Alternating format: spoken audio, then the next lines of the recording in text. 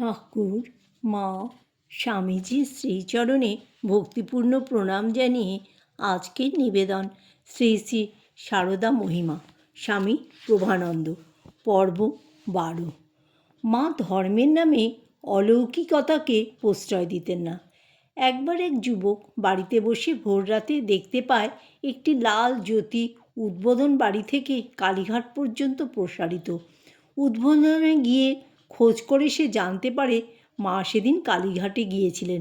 মাকে এ বিষয়ে সে প্রশ্ন করলে তিনি উত্তর দেন, না হয় সত্যই দেখেছ, তাতে কি হবে।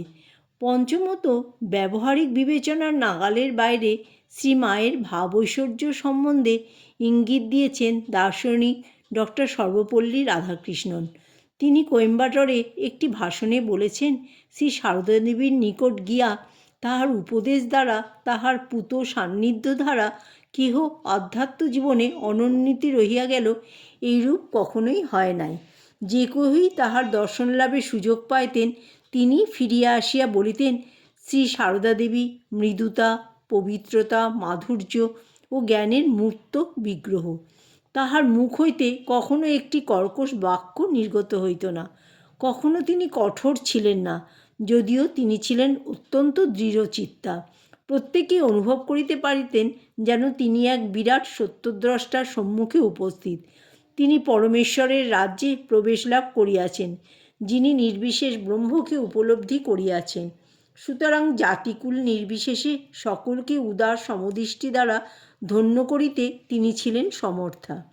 এভাবে শ্রীমায়ের মহিমার তত্ত্ব সংগ্রহেচ্ছু ব্যক্তি তার জীবন অবলোকন করে স্তব্ধবাক হয়ে ভাবতে থাকে, এই ধরনের দীন অকিঞ্চন সাদাসিধে আবরণের আড়ালে মহামহিমান্বিত শ্রী সারদা চরিত্র কীভাবে লুকিয়েছিল।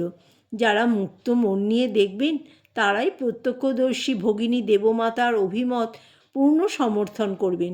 দেবমাতা লিখেছিলেন, শ্রীমা সম্বন্ধে তার সহজতার অবগুণ্ঠন তলে বিরাজিত ছিল রাজরাজেশ্বরীর মহিমা, যা অভিভূত করত হৃদয়কে এবং নত করে দিত অপরকে তার চরণ প্রান্তে শ্রদ্ধাঞ্জলি নিবেদনে। এই অভূতপূর্ব মনোমুগ্ধকর সারদা প্রতিমার শিল্পী স্বয়ং শ্রী সারদা দেবী, যদিও মহান শিল্পী শ্রী রামকৃষ্ণ তাকে নানাভাবে উৎসাহ দিয়েছিলেন, সাহায্য করেছিলেন। শ্রী শ্রী চণ্ডীতে পাওয়া যায়, যাবতীয় দেবদেবীদের প্রদত্ত সম্পদে সম্পন্ন হয়ে মহাদেবী অসুর নিধনে আবির্ভূত হয়েছিলেন। এর অনুকরণে বলা যায়, বিশ্বের নারী জাতির যাবতীয় চরিত্র ঐশ্বর্যের সমবায়ে গঠিত হয়েছিল শ্রী সারদা চরিত্রে। এরূপ অলৌকিক ঘটনা ঘটেছিল অঘটন ঘটন পটীয়সী জগন্মাতার পরিকল্পনাকে রূপ দিতে। পরিকল্পনা সম্বন্ধে বলা যায় যে, আধুনিক বিশ্বের নারী জাতির অস্থির ভবিষ্যতের গন্তব্য লক্ষ্য নির্ণয় এবং তাদের সম্মুখে একটি ব্যবহারিক আদর্শের প্রতিস্থাপনের জন্যই যেন তার আবির্ভাব ঘটেছিল। শ্রী মায়ের মহিমাদর্শী বিজ্ঞজন বলেছেন, তিনিও শ্রী রামকৃষ্ণের মতো ভাবমুখ আশ্রয় করেছিলেন। তাদের মধ্যে কেউ বা বলেছেন, শ্রীমা বিজ্ঞানীর অবস্থায় প্রতিষ্ঠিত হয়ে তার দৈনন্দিন কর্তব্যাদি পালন করেছিলেন। একটি উপমার সাহায্যে এদের মুখ্য বক্তব্যটি বিস্তার করা যেতে পারে। তার দিব্য ও লৌকিক জীবনের সীমানায় দেহুলি দ্বীপের মতো জ্বলছিল আত্মদ্বীপ। ফলে ইন্দ্রিয়াতীত ও ইন্দ্রিয়াধীন বস্তু সকল তার নিকট আলোকিত হয়ে উঠেছিল এবং তিনি সকলের মনের ভাব বুঝতে যাচাই করতে সমর্থ ছিলেন। জগৎ রহস্য তার নিকট ছিল উন্মুক্ত গ্রন্থের পৃষ্ঠার মতো, কিন্তু তিনিই আবার নিজ মায়াশক্তির অবগুণ্ঠন দিয়ে অল্পজ্ঞ সুখ দুঃখাধীন মানুষের মতো ব্যবহার করেছিলেন। এদিকে ব্যবহারিক দৃষ্টিতে অধিকাংশ ব্যক্তির মনে হতো শ্রীমায়ের দিনচর্যার কাপড়খানি আসক্তি ও নিরাসক্তি, বৈরাগ্য ও মাতৃস্নেহের টানাপোড়েনে বোনা। রাধুকে আশ্রয় করে তার মধ্যে দেখা গিয়েছিল সংসারী ভাবের গাঢ় আবেশ। সংসার মঞ্চে কৃপা বিতরণে অবতীর্ণা আদ্যাশক্তির অভিনয় নৈপুণ্য হয়েছিল উঁচু মাত্রার। এ বিষয়ে শ্রীমা সারদা পুথিকার লিখেছেন, শ্রীমাতার লীলারস রসজ্ঞ যে জন, যত পেবে তত পাবে তার আস্বাদন। প্রকৃত মাহাত্ম্য ও অনুসন্ধানীকে ঈশ্বরকল্প পুরুষ বা নারীর লীলাবিলাস সম্বন্ধে রসবেত্তা হতে হবে।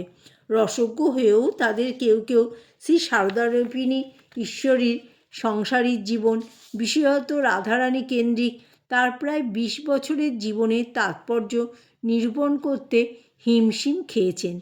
তিনি স্বেচ্ছায় সংসারের ঢুলি চোখে পড়েছিলেন, কিন্তু এর পরিণামে সাংসারিক আবেশ তার উপর কতটা কার্যকর হয়েছিল এবং তিনি সত্যই সংসারে কতটুকু আবদ্ধ হয়েছিলেন তা নির্ণয় করতে গিয়ে তত্ত্বজিজ্ঞাসুদের অনেকেই বেকায়দায় পড়েছেন। সংসার মঞ্চে শ্রী সারদার মধ্যে দৈবী ও পার্থিব ভাবের সমুচ্চয় ঘটেছিল। তার জীবনপথ কখনো দৈব ও পার্থিব সীমা ধরে অগ্রসর হয়েছে, কখনো বা পার্থিব ভাবের মধ্য দিয়ে, আবার কখনো বা শুধু দৈব ভাবের মধ্যে দিয়ে সম্প্রসারিত হয়েছে। এর ফলে তার আচরণে বিচরণে দুটি ভাবের প্রায় সমপরিমাণে সহাবস্থান অথবা দুটি ভাবের একটির প্রাধান্য দেখা দিয়েছে। জয় মা শারদা।